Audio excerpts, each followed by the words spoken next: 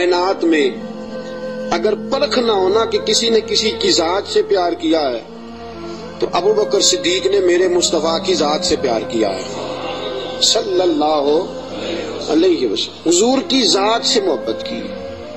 اور کب یاری لگائی؟ جناب ابو بکر صدیق کی عمر 16.5 سال تھی۔ کتنی؟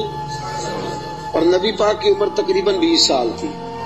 مکے میں دوستی لگ گئی، پانی پرن سہیلیاں تے رنگا رنگ کڑے، اسی پریا اس دا جانیے جس دا توڑ چڑھے۔ کہاں دوستی لگائی؟ 16.5 سال کی عمر۔ آج 1450 سال گزر گئے ہیں، مدینہ منورہ جو جا کے گردن چکاتا ہے ابو بکر کی یاری کو بھی سلام کر کے جاتا ہے۔ کیسی دوستی ہے! اور ذات کے ساتھ پیار کیا، صفات کے ساتھ نہیں۔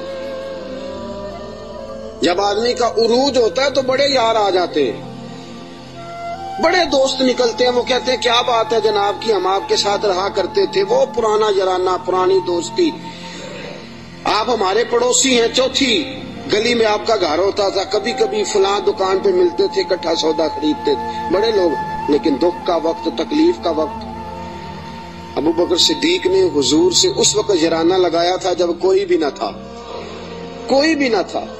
کئی لوگ آئے ہیں، وَرَأَيْتَ النَّاسَ يَدْخُلُونَ فِي دِينِ اللَّهِ أَفْوَاجًا، فوجوں کی فوجیں آئیں، لیکن ابو بکر اس زمانے میں آئے حضور کی ذات سے پیار کر کے، نبی پاک کی شخصیت سے پیار کر کے۔ 16.5 سال کی عمر میں یارانہ لگایا۔ حضور بھی تجارت کرتے تھے، جناب صدیق اکبر بھی تجارت کرتے تھے۔ جب جناب خدیجہ الکبریٰ سے نبی پاک علیہ الصلوۃ والسلام کا نکاح مبارک ہوا تو حضور اسی محلے میں چلے گئے جہاں حضرت خدیجہ کی رہائش تھی۔ تو اسی محلے میں، جس کو آج شار ابراہیم خلیل کہا جاتا ہے، اسی محلے میں مکہ مکرمہ میں جناب صدیق اکبر کا گھر تھا۔ پہلے یارانہ تھا، پھر محلہ بھی ایک ہو گیا۔ شام کو روز ملاقات ہو جاتی، روز۔ جس دن رسول کائنات صلی اللہ علیہ وسلم پہ وحی کے آثار آنے لگے نا، جناب جبرائیل علیہ السلام تشریف لانے لگے، آثار وحی آنے لگے، تو نبی پاک علیہ السلام تھوڑا تھوڑا پریشان رہنے لگے۔ جناب خدیجہ الکبریٰ نے حضرت ابو بکر صدیق کو پیغام بھیجا، بلایا، اور اس زمانے میں ابھی کلمہ نہیں پڑا۔ فرمانے لگی آپ کے صاحب، آپ کے دوست ذرا پریشان رہتے ہیں، ان سے پوچھے تو صحیح کیا معاملہ ہے۔ حضرت خدیجہ الکبریٰ رضی اللہ، یہ کس زمانے کا یارانہ، یہ کس دور کی دوستی ہے؟ اور وہ تجارت کا زمانہ تھا، وہ کاروبار کا وقت تھا، رسول پاک کے ساتھ دوستانہ لگ گیا تھا، محلہ ایک تھا۔ پھر اس دوستی نے آگے درجات اختیار کیے۔ انسان اپنے دوست کے ساتھ، اور بالخصوص جو جوانی کا دوست ہوتا ہے، اس کے ساتھ بڑا بے تکلف ہوتا ہے۔ اور آپ نے اگر کسی بندے کو پرکھنا ہو تو دن رات اس کے ساتھ ٹائم گزارے۔ رسول کریم صلی اللہ تعالیٰ علیہ وسلم کی بارگاہ میں کسی شخص نے عرض کی حضور فلاں بندہ بڑا اچھا ہے، فرمایا کبھی تو نے اس کے ساتھ سفر کیا ہے؟ کہا حضور نہیں۔ فرمایا پہلے سفر کر پھر بتانا، پہلے اس کے ساتھ، تاکہ تجھے اس کے دن رات کے معاملات کا پتہ چلے، اس کے مزاج کا پتہ چلے، پھر بتانا، یوں نہ بتا۔ جناب صدیق اکبر رضی اللہ تعالیٰ عنہ نے نبی پاک علیہ الصلوۃ والسلام کو 20 سال کی عمر مبارک سے جانتے تھے، اور حضور علیہ الصلوۃ والسلام نے اعلان نبوت فرمایا 40 سال کی عمر میں۔ یہ جو 20 سال ان کا درمیان میں یارانہ رہا، دوستانہ رہا، اس پورے عرصے میں انہوں نے نبی پاک علیہ السلام کو اس نگاہ سے نہیں دیکھا کہ یہ نبی ہے۔ توجہ ہے آپ کی بات کو پرکھیے گا، ذرا غور کیجئے گا۔ ایک ہوتا ہے بندہ سمجھتا ہے یہ شیخ ہے، یہ پیر ہے، یہ علامہ ہے، یہ مولانا ہے، اب جب اس نگاہ سے وہ پرکھتا ہے، دیکھتا ہے، تو آپ جان سکتے ہیں کہ وہ اس کا تصور ہوتا ہے کہ یہ نیک ہوگا، پرہیزگار ہوگا۔ بہت ساری ایسی نظریں ہیں جو اس پہ وہ ڈالتا ہی نہیں، طاہرانہ نظریں، تنقید کی نظریں ڈالتا ہی نہیں، اس زاویے سے وہ سوچتا ہی نہیں۔ میرے عزیزو، نبی کریم صلی اللہ علیہ وسلم کو جناب صدیق اکبر نے 20 سال اس نظر سے دیکھا ہی نہیں کہ یہ نبی ہے۔ یہ میرے نبی پاک علیہ الصلوۃ والسلام کی سیرت اور کردار کا حسن ہے۔ فقد لبثت فیکم عمرا من قبلہ افلا تعقلون، کہا لوگوں میں نے تمہارے درمیان عمر گزاری ہے، میرا تمہارے درمیان جوانی کا گزارنا اور پاکیزہ رہنا اس بات کی دلیل ہے کہ میں اللہ کا نبی ہوں۔ میری عمر کو دیکھ لو، میں نے 40 سال کا وقت تمہارے درمیان گزارا، یہ دلیل ہے کہ میں اللہ کا نبی ہوں۔ 20 سال دیکھا جناب صدیق اکبر نے، اور نبی پاک علیہ السلام فرماتے ہیں جس کو بھی میں نے کہا نا کلمہ پڑھ لے، اس نے معجزہ مانگا۔ کسی نے کہا پتھروں کو کلمہ پڑھائیے، کسی نے کہا درختوں کو سجدہ کرائیے، کسی نے کہا ڈوبے ہوئے سورج کو بلائیے، کسی نے کہا چاند توڑ کے دکھائیے۔ فرمایا ابو بکر نے معجزہ مانگا ہی کوئی نہیں۔ ابو بکر نے معجزہ کن فیکون اجے کل دی گل ہے، اساں پہلوں پریت رلائی۔ ابو بکر صدیق نے معجزہ مانگا ہی نہیں۔ میں نے کہا ابو بکر کلمہ پڑھ لے، کہا حضور ٹھیک ہے پڑھا دے، حضور ٹھیک ہے پڑھا دے۔ نبی پاک علیہ السلام کا کلمہ پڑھ لیا جناب صدیق اکبر نے۔ دوستو، ابو بکر صدیق مکہ مکرمہ کے ایک سنجیدہ ترین شخص کا نام ہے۔ یہ جذباتی آدمی نہیں، یہ غریب آدمی تھا، چلا گیا پیر صاحب کے پاس، مرید ہو گیا، ساری زندگی کی خدمت میں گزار دی۔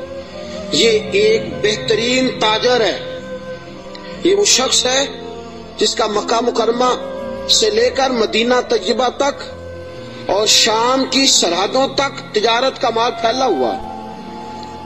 آپ دیکھیے جب ہجرت کر کے حضور گزر رہے ہیں نا مکہ مکرمہ سے مدینہ طیبہ کی طرف، تو بہت سارے لوگ ایسے تھے جو حضور کو نہیں جانتے تھے لیکن جناب صدیق اکبر کو جانتے تھے، واقف تھے حضرت صدیق اکبر کے۔ حضور انہوں نے جناب ابو بکر صدیق سے پوچھا یہ کون ہے آپ کے ساتھ؟ جناب صدیق اکبر یہ تو بتا نہیں سکتے تھے کہ یہ نبی پاک ہیں، اس لیے کہ بات پھیل جاتی، کافروں کو پتہ چل جاتا۔ پتہ کیا فرماتے تھے؟ فرماتے تھے یہ میرے راہبر ہیں، یہ مجھے سیدھا رستہ دکھاتے ہیں، یہ مجھے سیدھا رستہ دکھاتے ہیں، یہ میرے راہبر ہیں، میں ان کے پیچھے ہوں، جدھر لے جاتے ہیں میں چلا جاتا ہوں۔ وہ لوگ یہ سمجھتے کہ شاید ابو بکر کو رستوں کا پتہ، تو کسی ایسے شخص کو ساتھ لیا جسے رستوں کا۔ یہ ایک بہترین سمجھدار زیرک آدمی ہے، زیرک آدمی اور دانا آدمی ہے۔ اس نے کلمہ پڑھ لیا، کیا دیکھ کے؟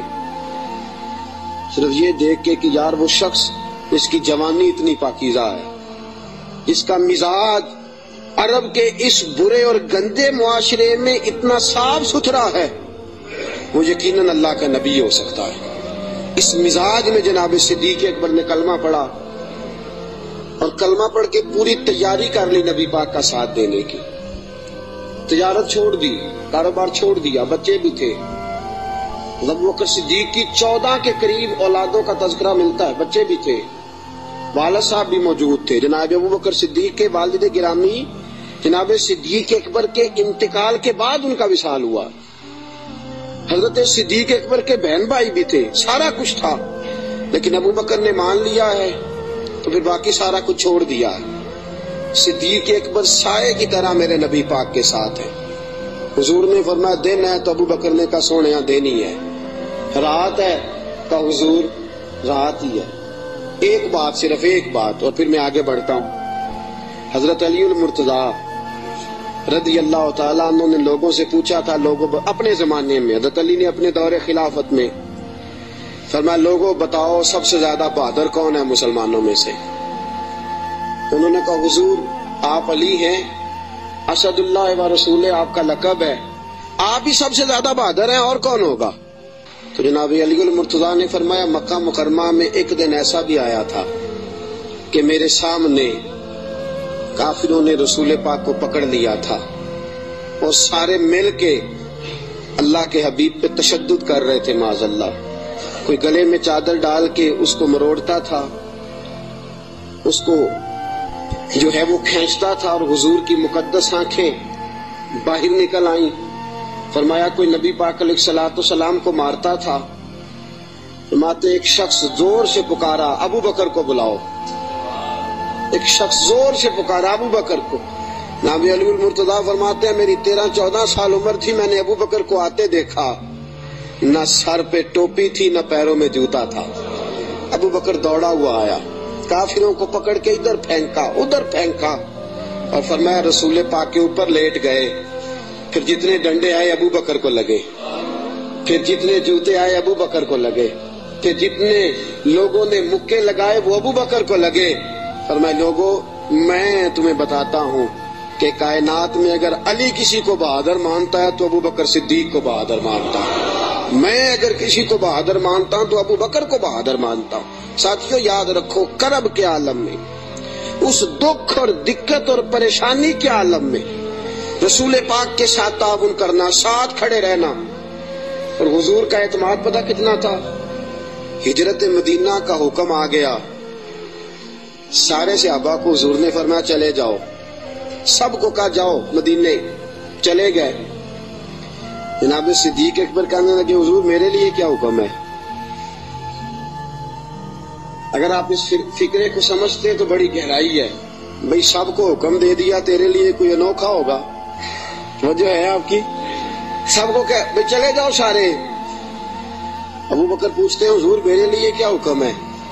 तो जब सबको कह दिया तो अबू बकर अंदर नहीं आया सबके, कहा हुजूर मेरे लिए। अबू बकर जानते थे बाकी सबका हुक्म और होता है, अबू बकर का और होता है। सारे चले जाओ, हुजूर मेरे लिए क्या हुक्म है? फरमाया तूने नहीं जाना, तेरे लिए नहीं। हुजूर मेरे लिए नहीं? नबी पाक अलैहिस्सलाम ने फरमाया मुझे उम्मीद है मुझे भी इजाजत मिल जाएगी, दोनों इकट्ठे ही जाएंगे, तुझे साथ लेके जाना। बस तैयारी शुरू हो गई। एक रवायत में 2 और इमाम राजी कहते हैं नहीं 3 थी, 3 ऊंटनियां मोटी ताजी तैयार कर ली। अब देखो ड्यूटी लग रही है, ये ताजर आदमी है, ताजर घाटे का सौदा नहीं करते, नुकसान की बात नहीं करते। इस शख्स ने देखिए अंदाज क्या इख्तियार किया है। हजरत अबू बकर सिद्दीक ने अपने गुलाम जनाब आमर बिन फहीरा रजी अल्लाह तआला अन्हु से कहा तूने दिन भर बकरियां चरानी है और जब शाम पड़ जाए अंधेरा छा जाए तो गारे सौर के सामने बकरियां ले आनी है। मैं वहां आऊंगा और मैं उतर के बकरियों का दूध धो के ले जाऊंगा और हुजूर को पिला दूंगा। ये गुलाम की ड्यूटी लग गई। अपने बेटे अब्दुल्ला बिन अबू बकर से कहा कि तू दिन भर काफिरों की सरगर्मियों का ख्याल रखेगा और शाम को आके मुझे खबर करेगा कि इनका नया मंसूबा क्या है।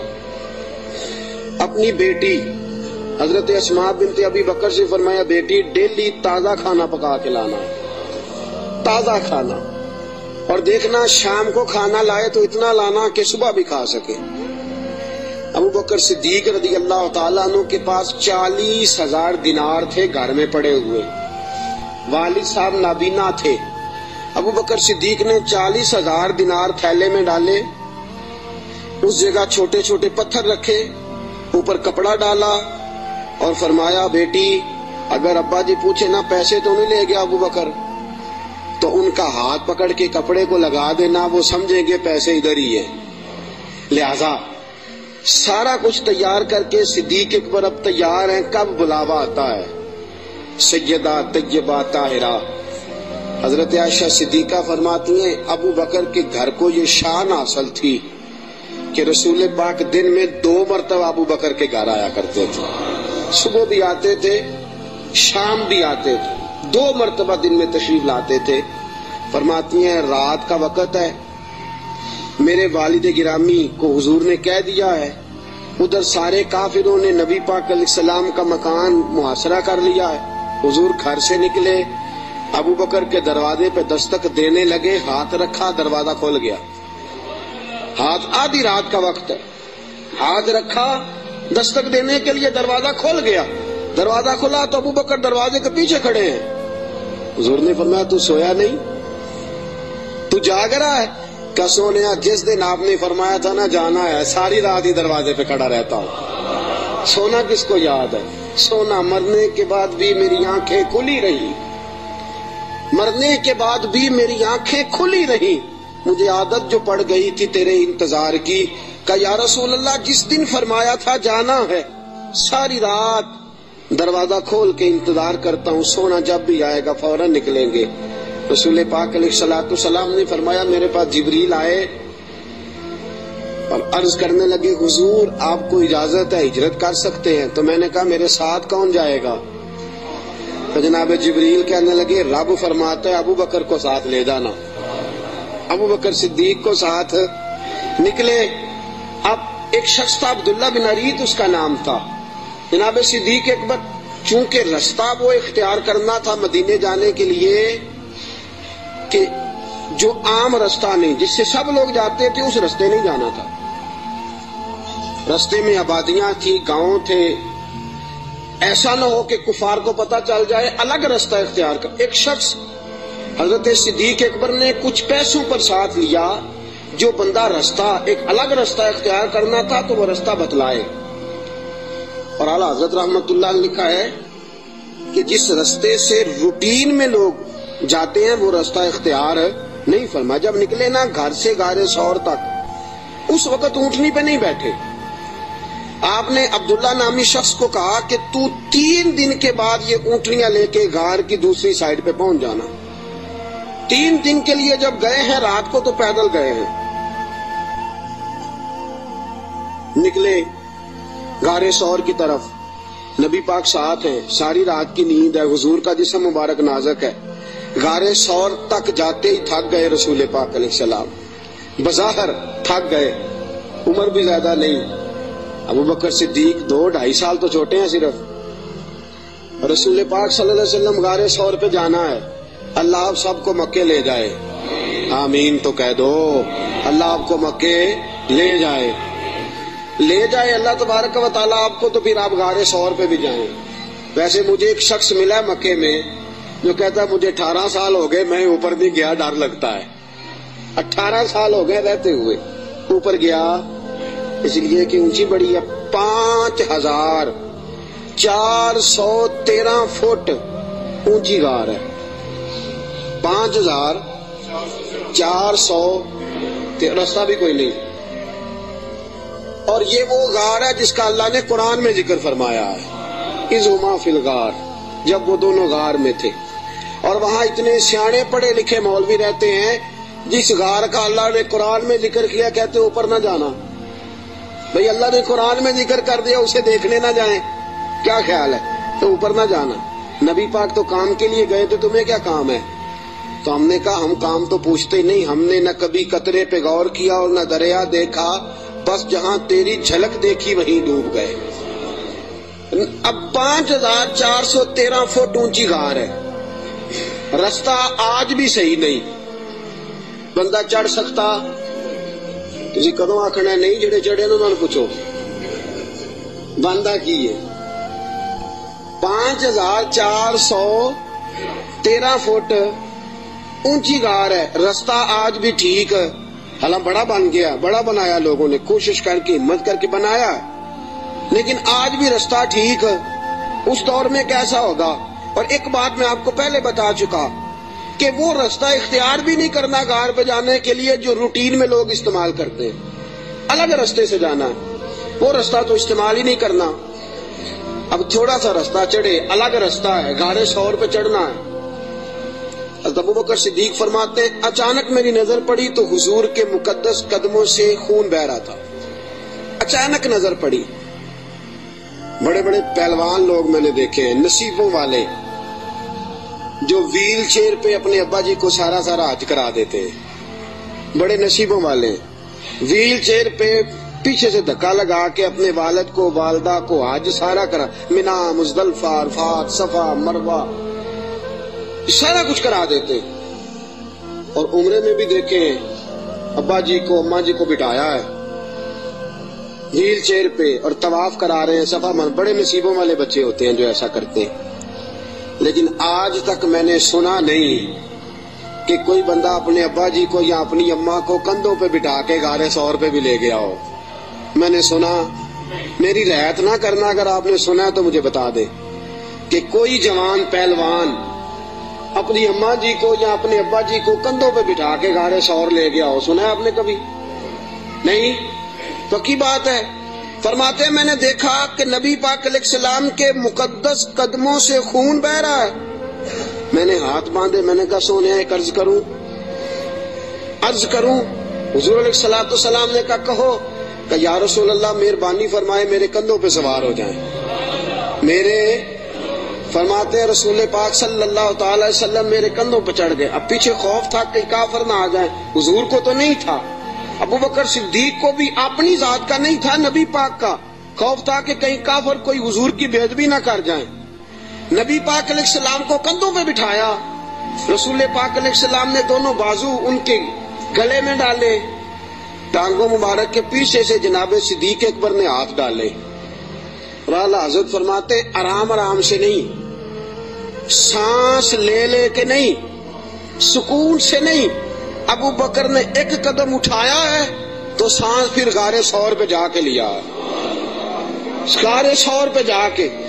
اور چڑھتے کس طرح ہیں؟ ایڑیاں زمین پہ نہیں رکھتے, صرف پنجے رکھتے ہیں. اس طرح تیزی کے ساتھ, کہیں پیچھے کوئی آ نہ جائے, فٹافٹ تیزی کے ساتھ. پورا پیر نہیں جماتے. ابو بکر پورا پیر کیوں نہیں جماتے؟ کہا اگر پنجہ پورا لگ گیا تو کافر پہچان جائیں گے قدموں کے نشانوں کی وجہ سے.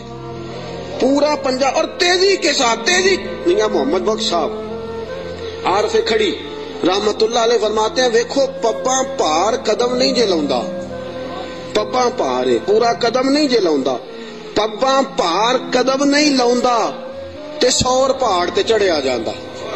پباں پار قدم نہیں لاؤندا, سور پہاڑ تے چڑھیا او پیا جاندا تے یار نبی دا. تیز تیز جا رہے تھے نا, تو بزرگوں نے اس کی منظر کشی کی, تیزی سے بات کی. او پیا پباں پار قدم نہیں جے لاؤندا, سور پہاڑ تے چڑھیا جاندا ہے, او پیا جاندا تے یار نبی دا. پباں پار قدم نہیں لاندا, سور پہاڑ تے چڑھیا جاندا, او پیا جاندا تے یار نبی دا. اے اصلی دلدار نبی دا, اے اصلی دل. اب غار ثور پہ پہنچ گئے, بس ٹھیک ہے, سانس لینا چاہیے, آرام کرنا چاہیے. حضور کو بٹھایا, 4 چادریں ہیں صدیق اکبر کے پاس. ایک چادر ہے گلے کے اندر رکھی, 2 چادریں سینہ بند کے طور پہ باندھی, چوتھی پگڑی ہے سر پہ. جناب صدیق اکبر نے چادر کھولی, نبی پاک کے نیچے بچھائی. کا حضور آپ بیٹھے, میں ذرا اندر جا کے دیکھ لوں غار میں کچھ ہو ہی نہ. امام فخر الدین رازی فرماتے ہیں غار ثور میں 70 سوراخ تھے. کتنے؟ ماجرا کیا تھا؟ ماجرا یہ تھا کہ جناب عیسیٰ علیہ السلام اپنی امتیوں کو تبلیغ فرما رہے تھے. تو جناب عیسیٰ علیہ السلام نے فرمایا کہ آخری جو پیغمبر آئیں گے بڑی شان والے ہوں گے, بڑی عظمت والے ہوں گے, جو ان کو ایک نظر دیکھ لے گا ایمان کی حالت میں, اللہ اس پر بھی جہنم حرام فرما دے گا.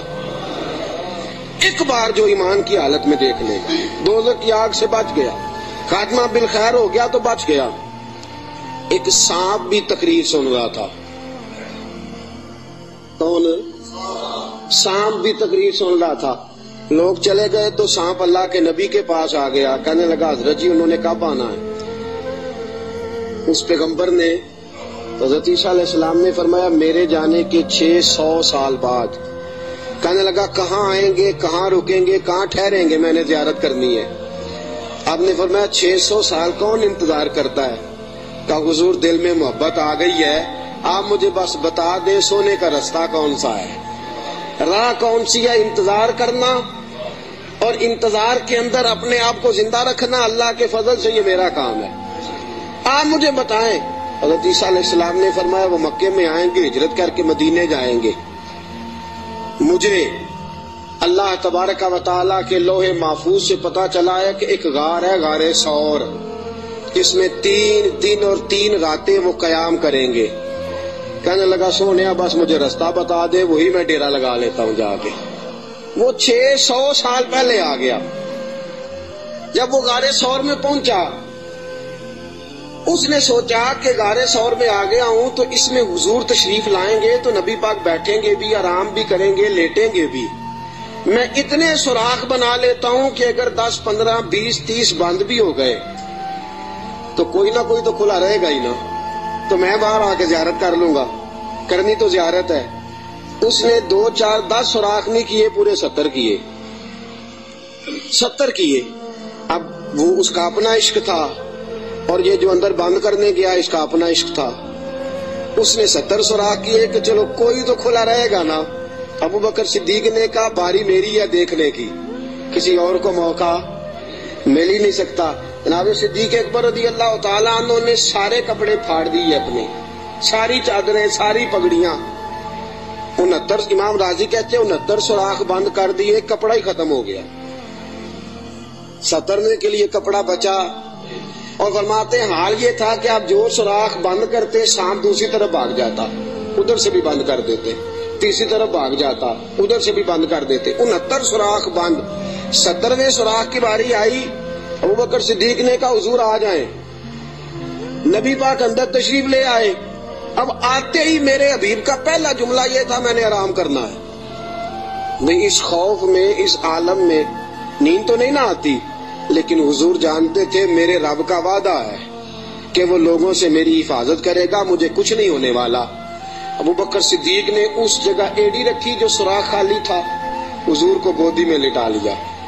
اب ابوبکر صدیق جلوے نظارے کرنے لگے۔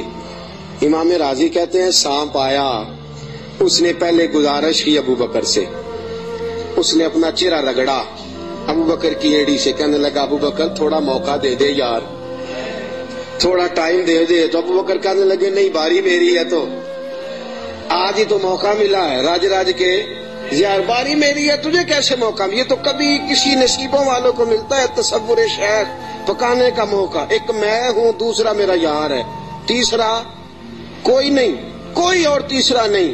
ایک حرف سجن دے ناں دا سانو دسدا وانگ قرآن، ہر دم یاد سجن وچ رہنا ساڈا اے ہوئی ورد گیان، تے صورت یار دی ویندیا رہنا اے سب عملاں دی جان۔ سجنا ساڈا دین کی پوچھنا ہے، ساڈا اے ہوئی دین ایمان ہے۔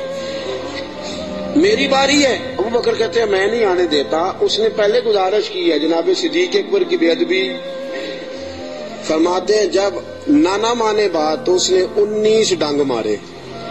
کتنے بولیے گا ذرا؟ 19 ڈنگ مارے۔ اللہ نہ کرے، خدا نہ کرے کہ دوران جمعہ کوئی چونٹی آپ کا پیر کاٹ لے، میری تقریر چھوڑ کے سارے آپ کو دیکھنے لگ جائیں گے۔ اللہ نہ کرے چونٹی پیر کاٹ لے، شور ہو جائے گا، پیچھے کرو پیچھے کرو، بڑا مسئلہ۔ اور زہر کی خاصیت ہے، جب زہر کسی آدمی میں سرایت کر جاتا ہے تو پھر اندر کا جو وجود کا اندر کا حصہ ہوتا ہے پھٹ جاتا ہے، جگر پھٹ جاتا ہے، گردے پھٹ جاتے ہیں، منہ سے ناک سے خون نکلتا ہے۔ 19 بار ڈانگ مارا۔ کسی نے جناب صدیق اکبر سے کہا آپ کی ڈانگ کی طرف خیال نہیں گیا؟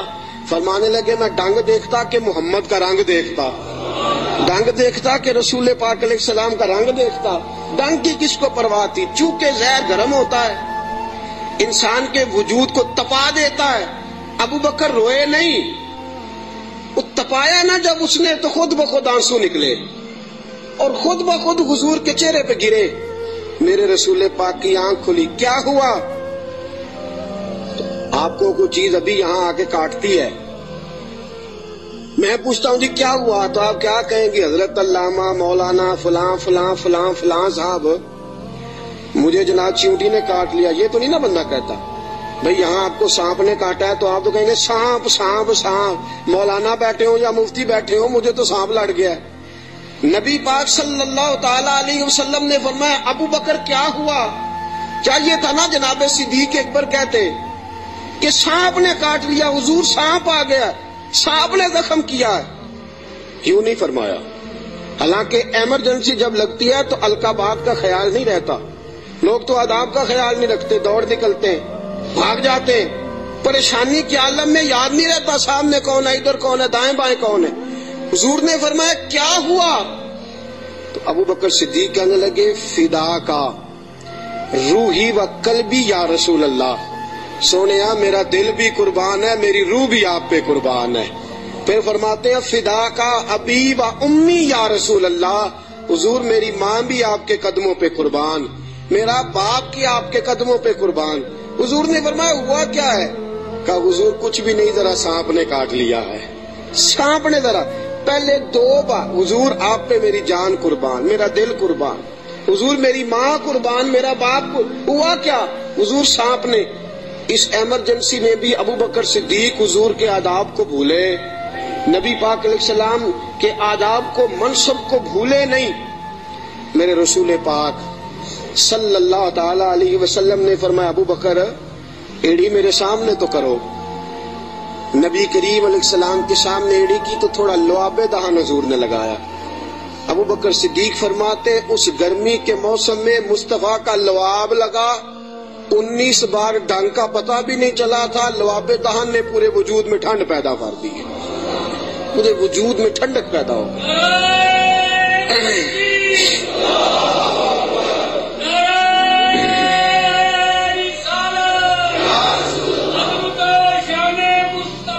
نبی کریم صلی اللہ تعالی علیہ وآلہ وسلم نے فرمایا ابو بکر تیرے کپڑے کدھر ہیں؟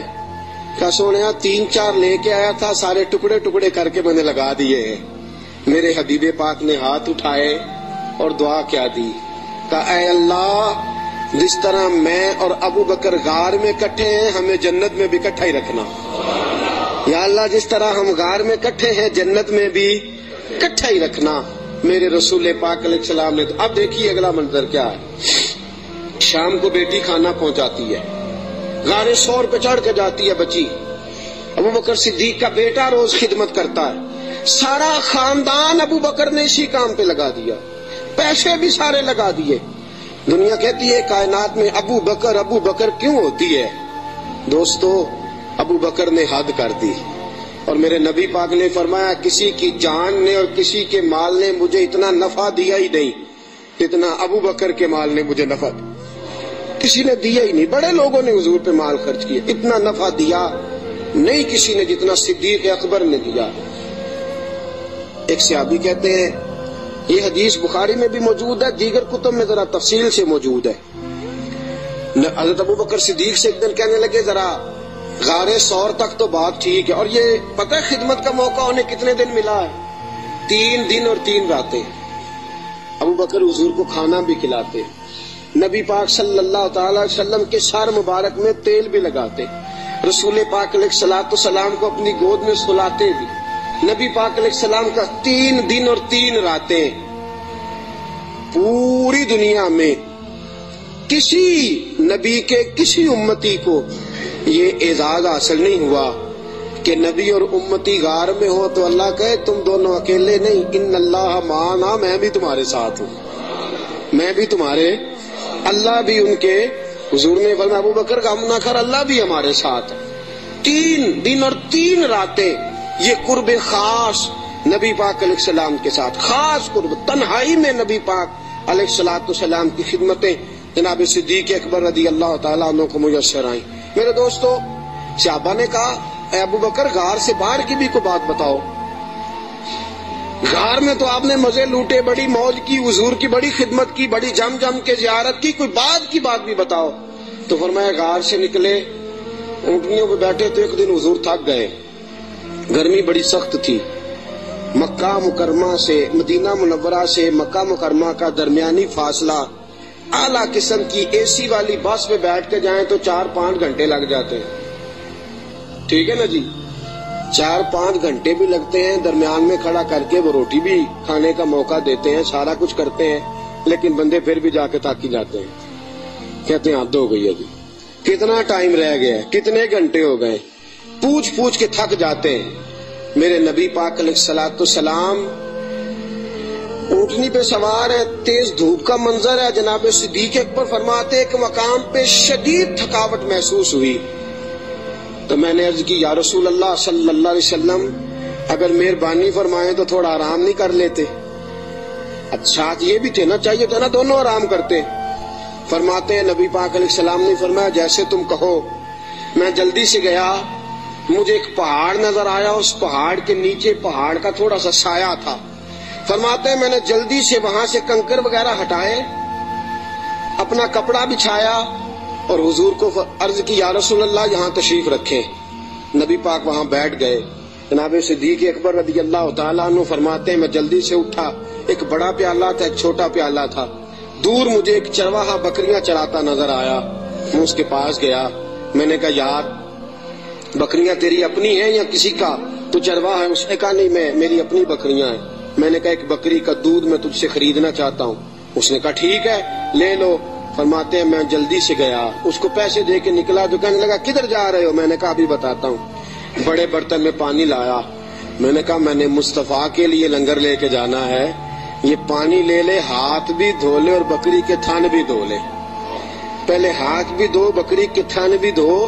سفر ہے تو کیا ہوا، مشقت کا معاملہ ہے تو کیا ہوا؟ میں اپنے شیخ کے آداب بھول سکتا؟ میں نبی پاک صلی اللہ تعالی وسلم کے آداب بھول سکتا؟ آداب پورے سارا انجام دیے جائیں گے۔ محبوب کریم صلی اللہ تعالی علیہ وسلم کے لیے دودھ لایا، فرماتے ہیں دودھ لے کے آ گیا، جب پہنچا تو اللہ کے حبیب سو گئے تھے۔ اب حضور آرام فرمائے، میں نے تھوڑا سا اس میں ٹھنڈا پانی ڈالا، دودھ کو ٹھنڈا کر لیا۔ فرماتے ہیں دودھ کا پیالہ لے کے حضور علیہ السلام کے سرانے والی سائڈ پہ بیٹھ گیا۔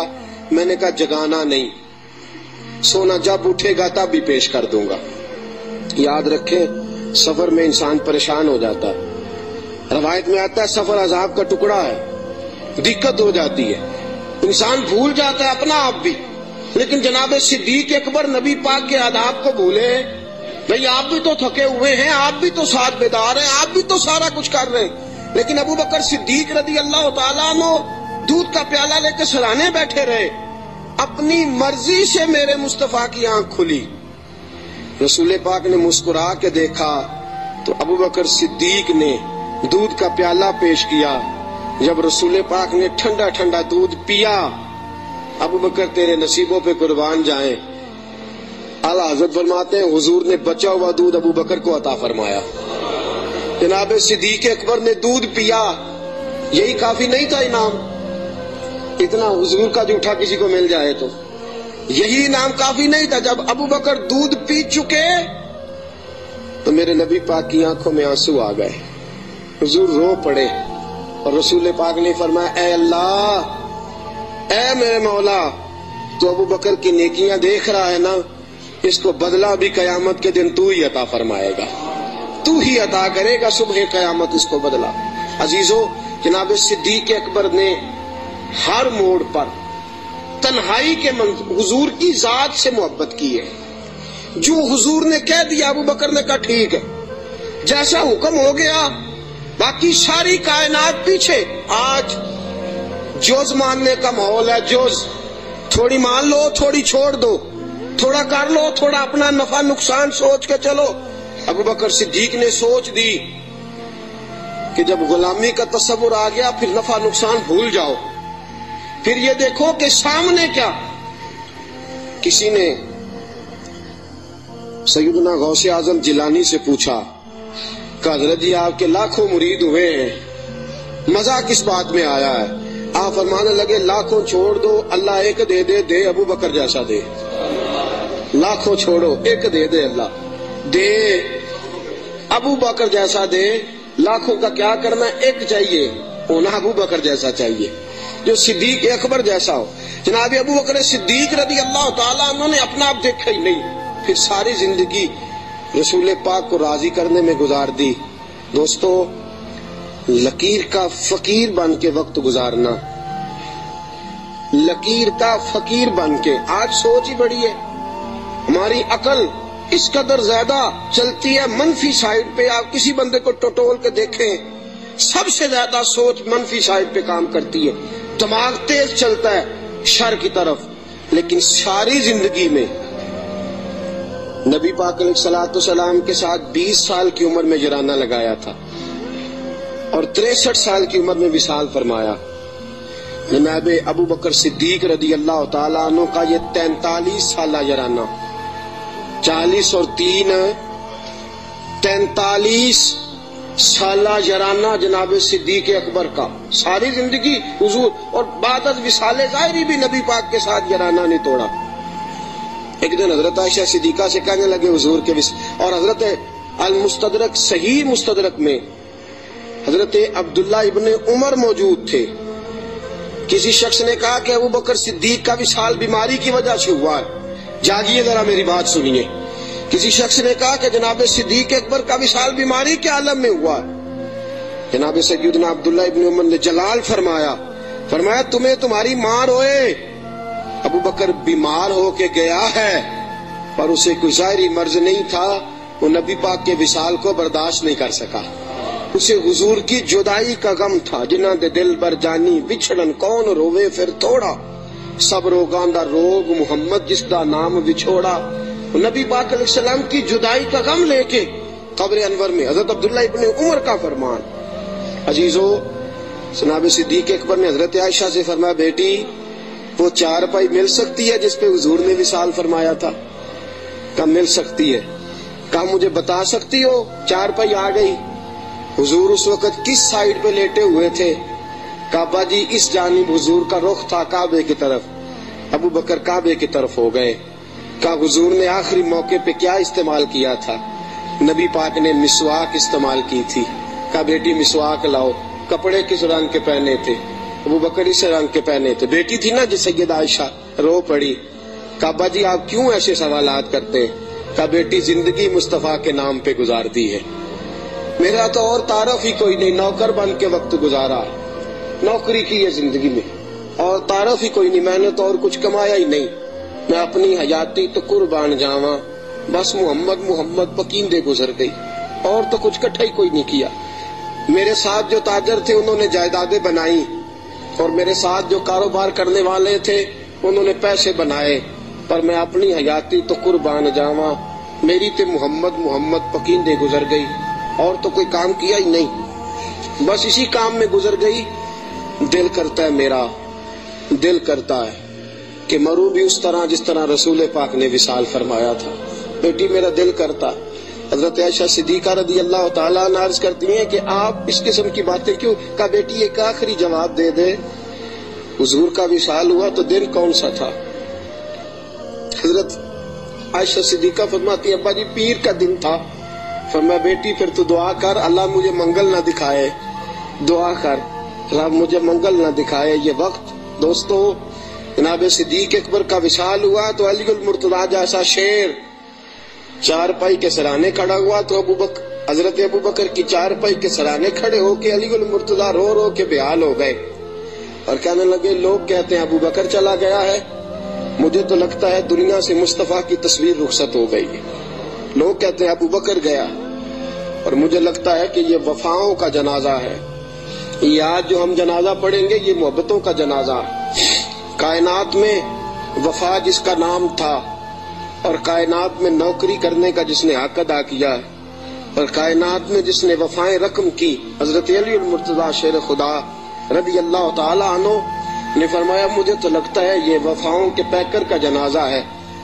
ابو بکر صدیق کا جنازہ اٹھا، علی المرتضیٰ میرے حبیب پاک علیہ السلام کے روضہ اطہر پہ کھڑے ہو کے کہنے لگے حضور ابو بکر آیا ہے، یا رسول اللہ ابو بکر آیا ہے۔ اس کا دل کرتا ہے کہ آپ کے قدموں میں جگہ ملے۔